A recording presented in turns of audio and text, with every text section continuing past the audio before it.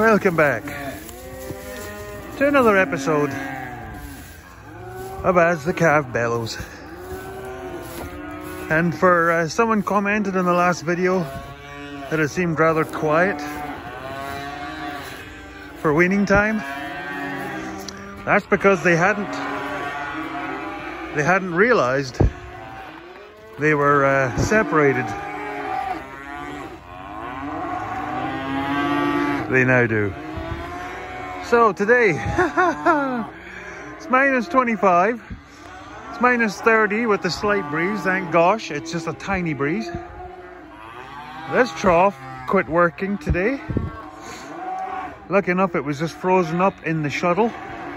So took it apart and freed it up. I think it was just because through the night, a bunch of them all came to the trough at once and emptied it and kept it empty too long. So the little shuttle, the little valve froze up. Calves are doing okay. There's still a little, well, that would explain it. Bloody full moon. So yeah, there's little Harley. It's one of the heifers we're keeping. So yeah, we're gonna start walking the line, see who's staying. There's another one, Squish. She stays. There's a few Chewies here. This is one of our bulls. We've kept his fun bag. So he's from a good family, so we're gonna keep him and see how he turns out. So there's two bulls in here that we kept the fun bags on. There's little Eeyore. Hey, wee creature. How you doing? So, what was the other drama? Excuse me, girls. Boy. Just try not to get my fun bag kicked. So what else has gone wrong today? Gotta be careful. It's coated in ice and I don't want to have my legs slipped. Woo! So I've been fighting with this trough over here because this morning we got up, realized the water pressure was low in the house.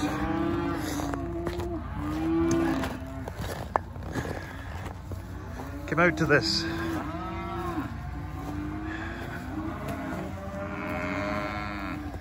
So yeah, not good. Not right there, Jetter. Hey, girl. Hey, Leah. This is Leah. She's gorgeous. Very nice cow. She's gonna have her second baby, but as you can see, no ears at all. So yeah, I don't know what happened. It didn't freeze. It overflowed. Hey, Sigger. So what I figured out was the little shuttle inside. It's vertical on these Richies. The arm on the float went past the shuttle. So it went beyond it. It couldn't shut it off. So I was just belching it out. Like this. So yeah, it must have ran all like last night and into this morning. So yeah, I had to take that all apart. And these are a pain to get off when they're coated in ice. Richies, do better. That sucks bums. So I had to fight with that to get it off, to get it switched off, to get in there, switch it off, take it apart, reset it. So I don't know why it did it, but I've reset it for now. So yeah, that's right, Joker. So that's fun. It's like I was commiserating with Mrs. Piper Doug. Had a lovely day yesterday getting the animals all processed and it was nice. -4. Lovely. That's right, Leah. Today, balls. Hey, girl. It's one of our best. She's a lovely cow. Yep, no ears. She doesn't mind and we don't mind. That's right, girl. So yeah, old tractor, the block heater's not working. I had a magnetic pan heater on it. It will not start. So you guys will have to wait another day to get bedded. So yeah, that's where we're at. I'll bring you back when something else explodes.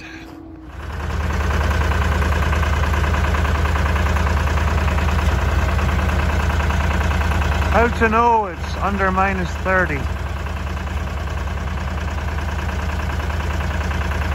That tractor was plugged in.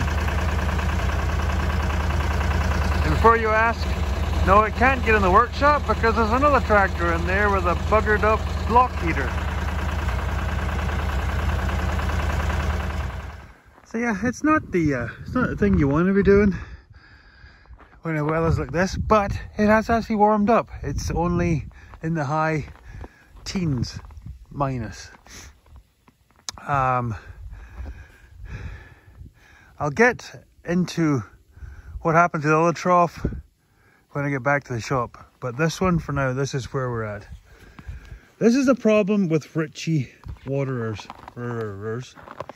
Now I've protected this area as much as I can, but we seem to still have issues. So what's happening, see, you can hear the elements are still running, but what's happening is the animals get fighting here and they end up pushing the sidewalls in, and then you end up trapping the float valve. Ballcock! Float valve. Ballcock! So what I did was, because the insulation got all knocked off, so I've lined it with these treated 2x6s.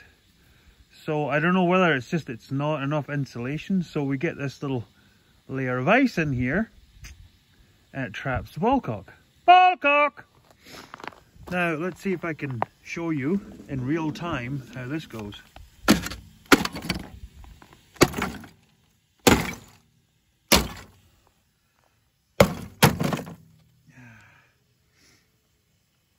So I think right inside the valve there is frozen.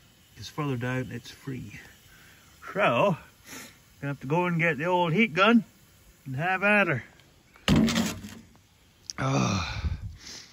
Yeah, where's all the animal rights groups that protest only on hot sunny days? Could do with a hand, you know, because my animals are so hard done by. Ballcock! Okay, so this is for edumacation purposes, this trough here. Now, yeah, that cold spell we had there, fighting with this at -30 was not fun. Trying to get that lid off was not great. It's not a great design. They are Ritchie bowls. Trying to get that on, like you can get all the ice off, but it's down in there where it seals. It's full of water because cows drink, lift their head up, and they dribble everywhere. So yeah, that was frozen in like crazy. So getting that off was hard. Long story short, what this ended up being was, so the tower where it comes up through the floor of the trough, when you tightened up the float valve ballcock part, it ended up facing over here, so it didn't work. So I had to slacken off and turn the whole tower a little bit to get the float valve to tighten up and be pointing in that right direction. Put it back together and it was still running on and flowing over a little bit, not belching out like it was the other day. And then I realized inside the valve, there's a little stopper that has a black rubber disc in the bottom, and then it has the white plastic casing that gets pushed up and down by the float. The little rubber part has popped out at one corner. Yes, it's round. I said corner. Oh my gosh. Anyway, so yeah, a little nib on one side was flicked out of the receptacle that the rubber disc sits up in. It's not glued in, it just sits in there. So yeah, when you would have it come down to shut off, this little piece would come down too far, so the rest of the seal wouldn't bed in. So it would just run, just kept running. And I had the pressure turned back as far as I could, and still had good flow, and it was still running. So yeah, ended up having to take the rubber seal out, turning it over, packing it back in, tightened everything else up, put it back in, and it's golden now. Perfect. So, for all yous that have these new plastic Ritchies, things to watch out for. That little black rubber disc, it can pop out. I don't know how it did it, but it did it. So there you go. Between that and this stupid lid system, yeah, that's where we're at. Okay, on to the next disaster. Hey girls. Hey there, Leah. Ha ha ha. Pretty girl. No ears, but she's pretty.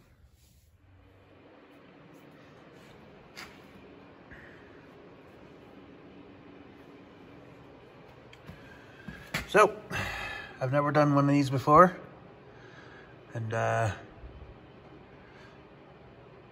I've enlisted the help of Napa Auto Parts.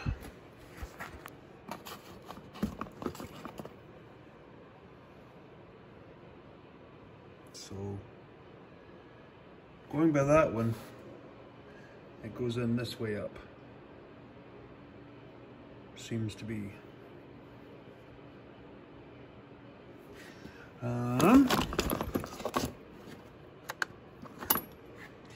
So yeah, I've undone the wee nut. So I think I just gotta get a pair of pliers on there and just wangle it out.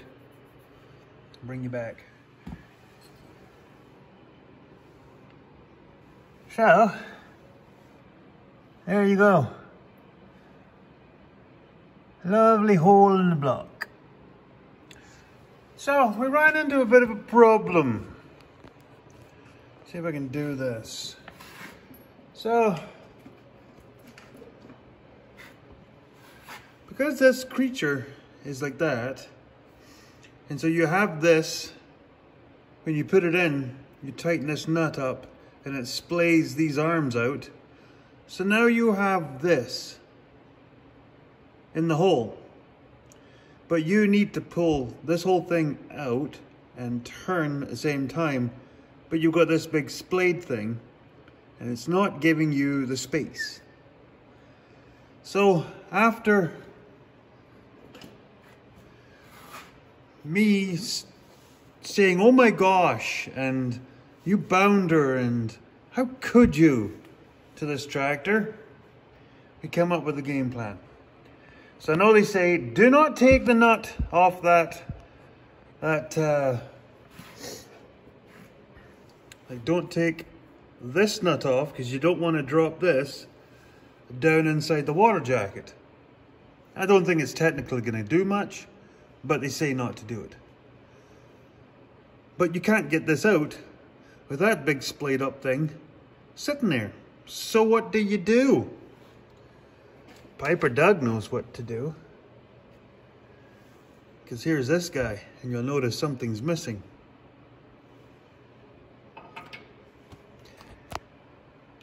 Ta-da!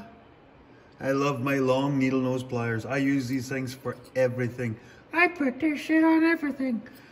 So, there's your splayed out doohickey dimmer-thinger.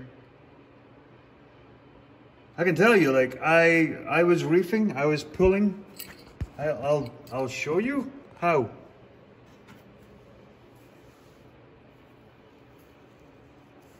That's how you can tell. I was on that thing like a fat kid on a Smartie. It was not coming out. Oh, and by the way, can you tell? Can you tell? Can you? Yeah, she blew it out, bye. Anyway, back to the job at hand. So yeah, I managed to ease it out, the back of that, to the point where it just pops out, and just sort of snuck it around the corner. And then that guy just slid right out. And then I just sort of wangled this out behind it. but having a death grip on with these guys. So, old block heater, 0, Piper Doug, up yours. Okay, so the next one's to go back in, but according to Ed Goslin, because Ed Goslin's done everything on the farm at least once, if not twice, he says to put a wee jibby jabby of sealant around the outside of the O-ring, just to be sure. So that's what I'll do. So I'm waiting for my sealant to warm up. It's in my pocket. Yes, this workshop is heated, but it's only heated to about 5-10 degrees. So I'll clean this up, and then hopefully we'll get this sucker back in there, and then this fella can go out. Oh, I might. I was kind of thinking of it. I think I have wood here somewhere. I might try putting a floor in this.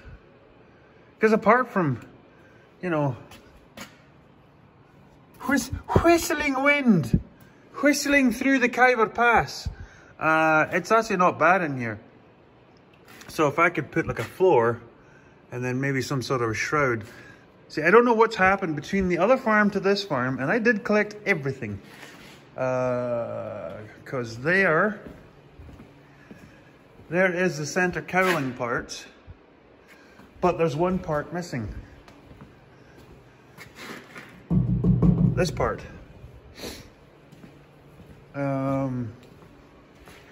It's missing. I don't know where it is.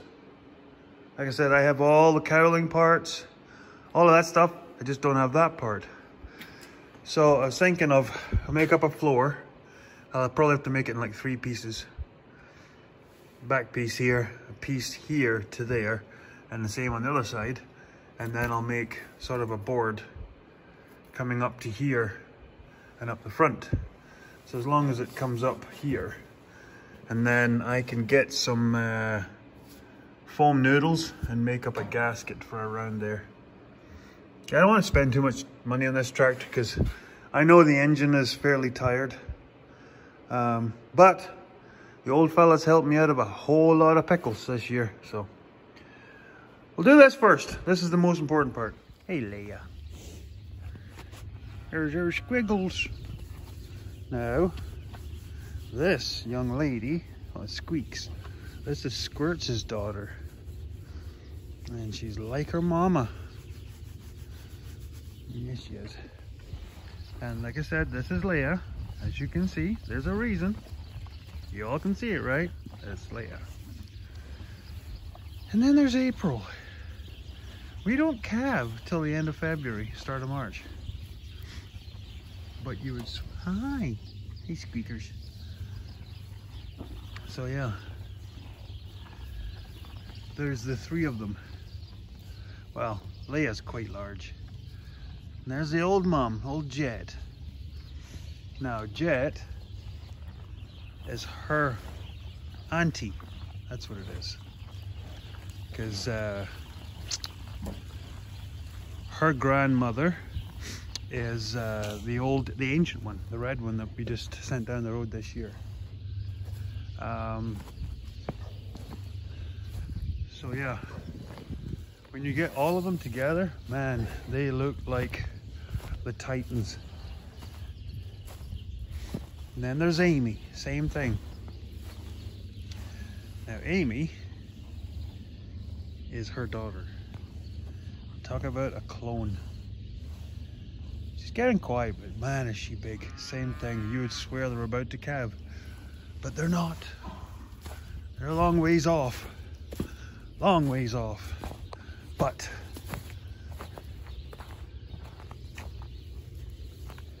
yeah, you can tell they're not hard done by. So yeah, just doing my daily trough patrol. Trough patrol!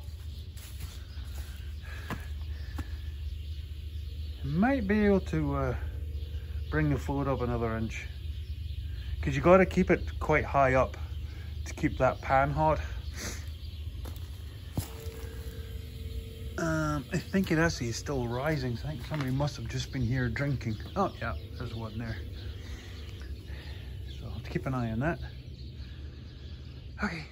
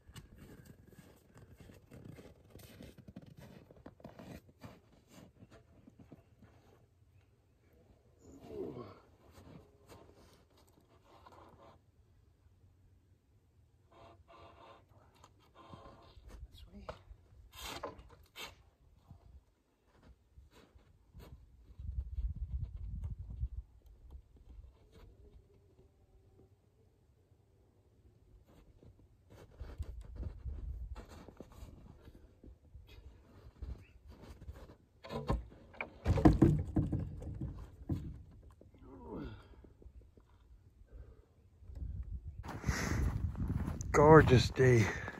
It's like -6. Trying to get the building work done. I'm just lucky. I have an awesome wife, Mrs. Piper Doug. Ran to Peavey Mart to pick up the double-handled shovel for cleaning out those post holes. Glad I called ahead and talked to the young fella that worked there to make sure it was the right one, because I really need that double-handled shovel for cleaning out the post holes. Though she did say it was rather expensive.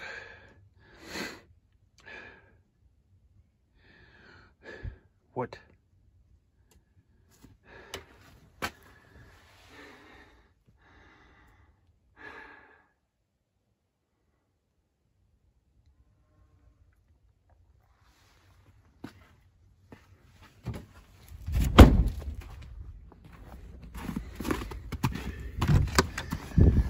Well, I don't have time to go get that double-handled shovel today. Thanks, Peavey Mart. So I'm gonna have to go with an Old Faithful. It's not exactly the tool I need right now, but it's the tool I have. And the weird thing is, it's a bit of tradition of mine. Because I like to keep people that have meant something in my life a part of this farm. So yeah, there's lots of stuff around here, like this is an old ancient thing that my dad had that was always in his office, so now it's here. I don't really technically have a use for that. And then yeah, like I've showed you in the past videos, our ribbon collection from our farm in Scotland is there. And then every so often, like if I'm cleaning up the workshop, I'll bring this out. Now, most people will be like, that's just a gnarly old steel grain shovel. Well, this was a shovel from an old war veteran, Dick Hunt. Lived in Kenton. They farmed near Kenton. Still friends with their family. They're all around us. There's Hunts everywhere. But yeah, he brought that shovel to me to have it fixed. As you can see, it was slightly beyond repair. But if I ever learned how to TIG weld, I was going to try and put it back together. And he said, well, you might as well just toss it in the scrap heap then. But I don't. I still use it every once in a while as a little remembrance of Dick, because he was an awesome old geezer. Now, the tool that I'm here for is this one. Now this one was owned by the best friend of this one. This one was owned by Charlie Finney, another war veteran, awesome old guy. These guys were like the elders of town when we moved here, and they were very welcoming, made us feel very part of the community. So yeah, if I can, I get something of the person that passed away to remember them by. And I don't go for like shiny, fancy you know, something that's worth money, valuable, blah, blah, blah. Something that reminds me of them. And this reminds me of these guys, because they were the kind to jump in and have a go at it. Now, try and do this without taking my head off. Ugh, there we go. So yeah, it's the old screw type. So yeah, like I said, it's not the best for what I'm doing, but it's what I have. Plus, like I said, it's a way to keep Charlie's memory alive. Now, knowing Charlie, he probably hewed this piece of wood from some stem of a tree, a sapling that he found in the bush, because he was always doing that. He was making up his own handles for his brooms and his shovels and all kinds of things. So yeah, we're gonna go and give this a run. Hopefully this will bring us some good luck.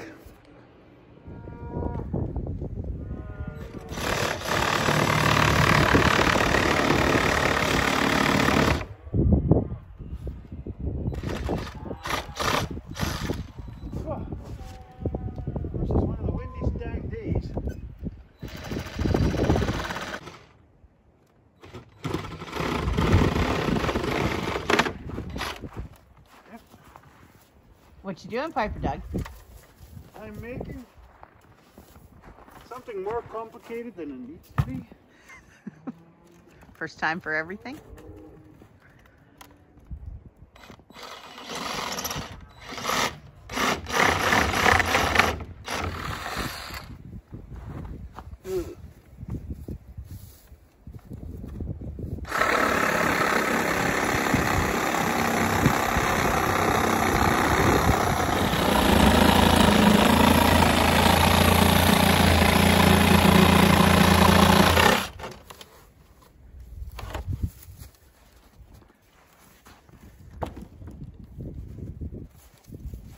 Not bad, Ace.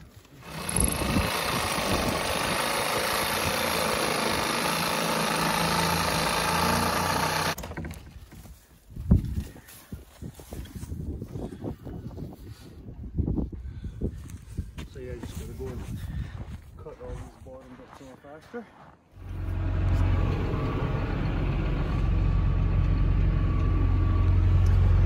So I didn't get any more caber tossing done today. Well, you can make that out. So that's 10 sticks out. That's the big ones. The rest over there are for the next 2 rows, because they didn't have any in between. So there was either 16s or 12s. There's no 14s. I didn't actually need 16s either, but it is what it is. So you saw the gate that I made for the access to drop the bales in for the bulls, because the bale ring will be where that gate is in the wall, and that will split the pen for the bulls to get to the water trough, because that bale ring is right across from the water trough. So tune in next time. We'll have the rest of the sticks in, and then we'll start triangulating them, and if I remember, I'll stick a picture in at the end of the video here of the old tractor. Got the floor in, so now I just have to make a cowling around the dashboard to stop the cold wind getting in that way, but it's got a floor now. Might put a carpet in it, you never know. But the reason that I want to get that tractor sealed up is because we're going to start feeding silage out in the tire feeders out there. For those that are new to the channel, we feed silage out there as long as we can, like as long as it doesn't get like deep in snow and storms and whatnot, because because the longer we have them shut in and feeding at the feed rail in the yard, the longer that the frozen poop builds up behind the feed rail, and that can end up being a bit of an issue because the cows end up standing up higher than where they're eating, and it's not good for them. So we keep them out here as long as possible. Anyway, so that's where we'll be at, hopefully in the next week or so, getting ready for processing when the kids are home for Christmas. Kids that are now adults, both of them, yeah. Anyway, I'm gonna get to putting bales out for this crew, because they're cold and they're hungry, even though it is quite mild today, but it is blowing quite hard, and as you can see, there's hoarfrost everywhere. So that's why I put the bale back here behind the trees. So they're nice and cuddled up. The crew's all quite happy in here. So tune in next week, where there will be more shenanigans. Jeez, come on guys, there's more space up here. So, Teddy, bye for now. It's not pretty, but don't judge me.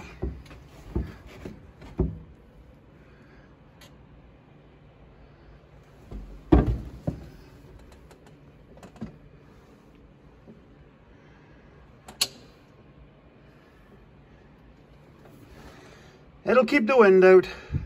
The only thing left to do is get some of those foam noodles and make up the gasket that goes around this part, just to stop that. But for the most part, that should keep most of the breeze out. I can stuff some pink insulation in there if I want to, but this will make a heck of a difference, because there was a gap all the way down there, and then there was broad daylight there and there. So mint. Oh yeah, by the way, if any companies out there would like Piper Doug to test their welly boots, hit me up in the comment section, or find my email at my homepage in my about. There's my emails there, so you can contact me. Because I will go through 2, 3, if not 4 sets of boots in a year. I wear welly boots almost 12 months out of the year. Only time I wear insulated snow boots is when I'm doing construction and I'm standing still for long periods of time. If not, I wear welly boots. So, any welly boot companies out there wanting to demo how tough and durable their welly boots are, get in contact with me and send me the boots, because I will put them through their paces, because I end up with part ones, and because they split there, here, across the ball of the foot, and quite often at the heel. I will wear them out once in a while, but most of the time they crap out. So if your welly boots are tougher than the average boot, you need Piper Doug. I'll test them.